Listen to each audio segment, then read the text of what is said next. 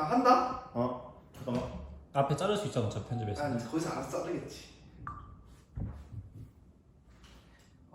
도시 내 공공공간 운영관리 유형에 대한 연구, 미국 샌프란시스코를 사례로 중앙대학교 양재 발표 시작하겠습니다.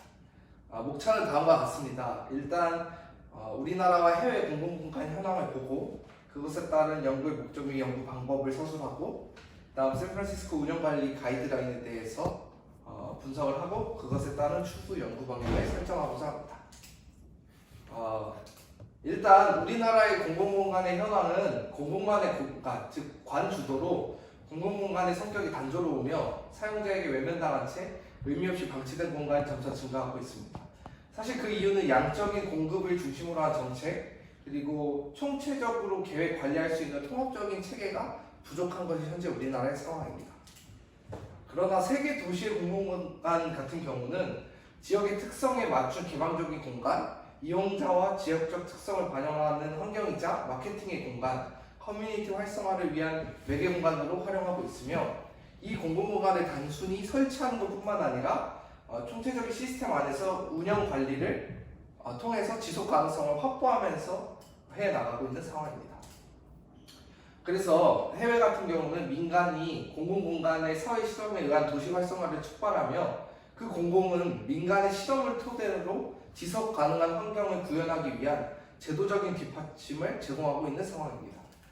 결국은 민간 주도의 사회 실험이 활발히 이루어지면서 그것을 공공이 뒷받침하는 형식으로 해외 공공공간은 발전해오고 있는 상황입니다.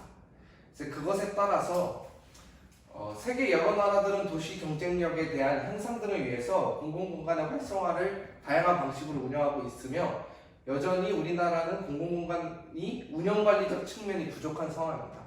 그래서 본 연구에서는 해외에서는 공공공간들을 어떻게 운영관리하고 있는지에 대해서 운영관리 유형별 특성을 분석하여 우리나라에 적용 가능한 시사점을 도출하고자 합니다.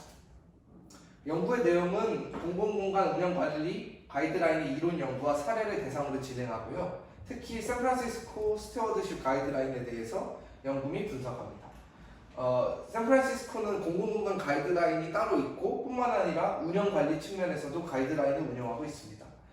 그 연구의 방법은 이 운영관리 가이드라인 안에 있는 운영 모델 5개를 집중적으로 분석하고자 합니다. 목차는 다음과 같고요. 샌프란시스코 시는 이 플래닝, 그러니까 계획 부서랑 공공 부서 등이 운영 관리를 위해서 가이드라인을 운용을 시작했습니다. 2008년부터 지역 시민단체, 소기업 및 지역 주민들과 함께 다양한 공공공간들을 조성해 나가기 시작했는데요. 2008년부터 10년까지가 공공공간의 공급의 시대였다면 그 후의 화두는 결국 그것을 어떻게 운영하고 관리하는 것인지가 중요하다고 생각한 시는 그것을 지속가능한 환경을 만들기 위해서 5가지의 모델을 계획 및 서술하고 있습니다. 이 스튜어드십 가이드라인의 특징은 공공공간의 관리를 위해서 운영 조직, 공간 타입, 이용자 레벨, 그리고 예산 등을 항목별로 구체적으로 서술하고 있습니다. 또한 그 단계를 사용 정도를 헤비, 모더레이트, 라이트, 그러니까 많고 중간, 적은 사용량으로 구분하여 그것을 하드스케이프와 소프트스케이프적인 특성을 나누어 서술하고 있습니다. 그중 첫 번째 모델은 이벤트 기반 모델입니다.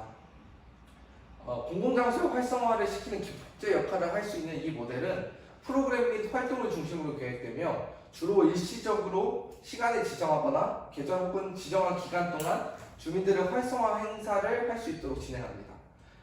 이 우측 사진은 샌프란시스코의 사례가 아닌 이 가이드라인에서 펜실베니아 퍼브비어 가든을 하나의 사례로 보여주고 있는데요. 이 경우 원예협회가 특정한 계절에 비어 가든을 통해서 지역 상점과와 긴밀한 파트너십을 구축하여 진행하고 있는 한 사례입니다. 그러나 이러한 특징을 가지고 있는 반면에 단점도 있습니다. 책임 소재를 분명히 하여야 분명히 원하는 방향으로 나갈 수 있으며 활성화 및 프로그래밍이 일시적입니다.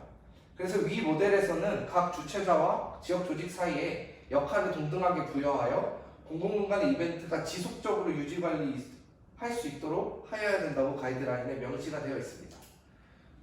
그것의 대표적인 샌프란시스코 사례는 피플인 플라자인데요. 피플인 플라자는 이 야외 공간에서 무료 음악 콘서트를 제작하는 비영리 단체로서 이 단체의 기금은 정부 기관, 민간 회사 등의 지원, 그리고 특히 샌프란시스코 호텔 세금 기금이라는 보조금을 지원받고 있습니다. 이 GFT라는 이름을 붙여서 샌프란시스코에서 예술을 지원하는 기금으로 사용하고 있는데 이제 이러한 기금을 통해서 공공기관의 관리자가 예술단체 등과 긴밀한 파트너십을 맺게 되어 있으며 그에 대한 결과로서 이 호텔 세금을 활용할 수 있고 그러니까 결국은 단순히 이런 이벤트적인 모델뿐만 아니라 이것을 어떻게 기금으로 활용해야 되는지까지 명시되어 있습니다. 두 번째 모델은 그래스루츠 파트너십 모델입니다. 이게 한글로 해석하면 풀뿌리인데 그러니까 지역사회의 파트너십 모델입니다. 이 모델은 지역 거주자와 사업자가 지역 조직을 구성해서 공공공간을 관리하는 모델인데요. 조직의 크기가 작고 비공식적으로 활동할 수 있기 때문에 상황 대처에 있어서 유연하게 운영이 가능한 모델이고 공공장소의 커뮤니티 소유권에 대해서 강력한 기반을 만드는데 큰 도움을 가지고 있습니다. 현재 이 모델은 거주지 내에 공원의 운영 관리를 하는 데 효과적으로 운영되고 있으며 점차 광장, 골목 등에서 확장되어서 사용되고 있습니다. 그러나 이 모델의 단점도 같이 명시되어 있습니다. 정교한 조직과 인프라가 부족하면 제한 요소가 될 수 있다는 점, 시간이 지남에 따라 활동의 지속성을 확보하기 힘들며 지역 내 자원이 적다면 공공장소를 관리하기에 재정적으로, 조직적으로 부담이 된다고 합니다.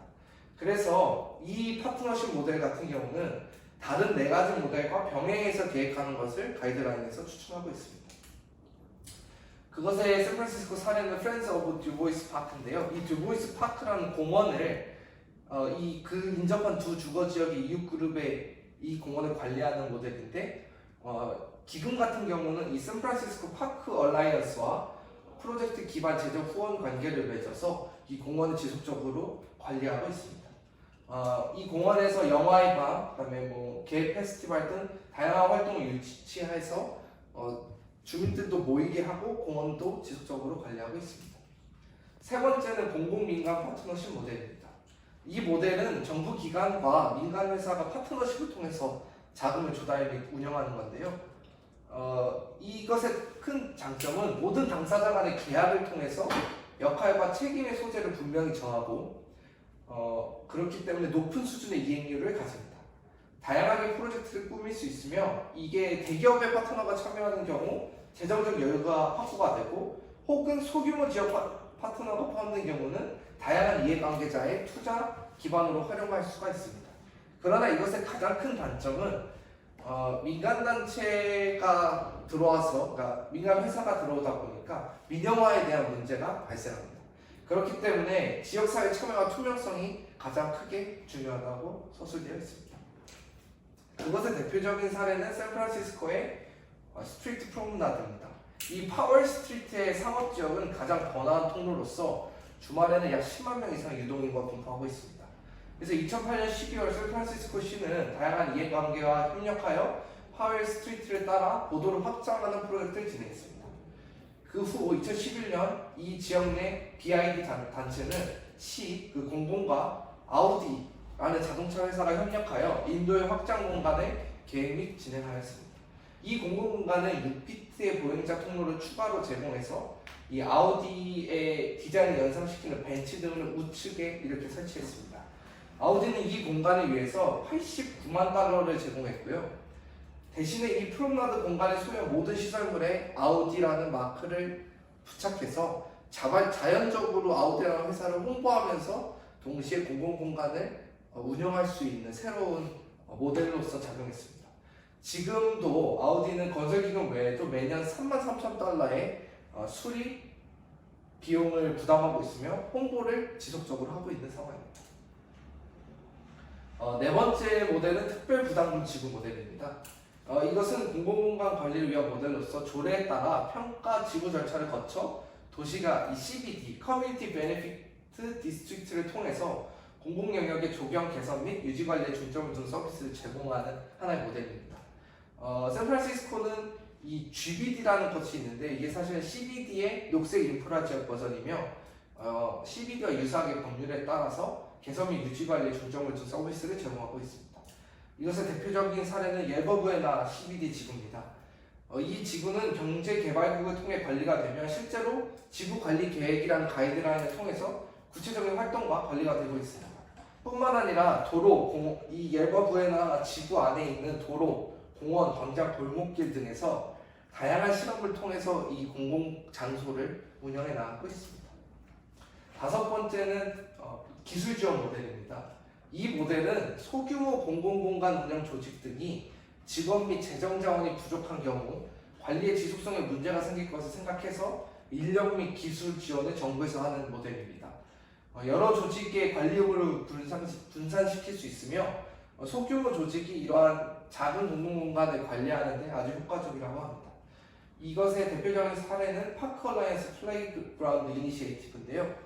아까 전에 나왔던 SFP라는 그 샌프란시스코 공공단체에서 이 샌프란시스코 내 공원과 광장을 보호, 유지 및 강화하기 위해 시민 참여 및 자선 활동을 장려하는 비영리 단체로서 만든 겁니다. 이 플레이그라운드 이니시에이티브는 샌프란시스코에 있는 놀이터 혹은 광장 등에 2년마다 한 번씩 종합적으로 조사를 해서 안전 및 유지 관리에 대한 평가를 진행, 수리 조치를 계속 취해가면서 지속 가능성을 확보하고 있습니다. 총 5가지의 모델을 보셨는데요. 샌프란시스코는 이 5가지의 모델의 개념과 장점, 단점을 가이드라인에 명시를 다 하고 있습니다. 뿐만 아니라 그것이 어떻게 기금이 운영이 되는지까지 모두 다 구체적으로 서술이 되고 있는 상황입니다. 결론적으로 샌프란시스코의 공공공간의 운영관리 유형별로 살펴본 결과 공공공간의 관리에 있어서 초기에는 어쩔 수 없이 공공의 지원을 통해서 기초 토대를 마련한 후 민간의 비영리 단체를 통해서 운영 관리 및 기금 마련을 해서 지속 가능성을 확보하고 있는 상황입니다. 그렇기 때문에 이런 샌프란시스코의 운영 관리 제도의 유형을 살핀 것을 바탕으로 앞으로 추후 연구 방향은 우리나라 공공공간의 운영관리 제도에 적용할 수 있는 방법에 대해 심도 깊은 연구가 수반되어야 된다고 생각을 합니다. 마지막으로 도시 활력의 창출과 지속적인 활용 및 관리를 위해 공공과 지역사회 사이의 연결고리를 생성해서 민관 협력 체계를 구축해야 될 것입니다. 감사합니다.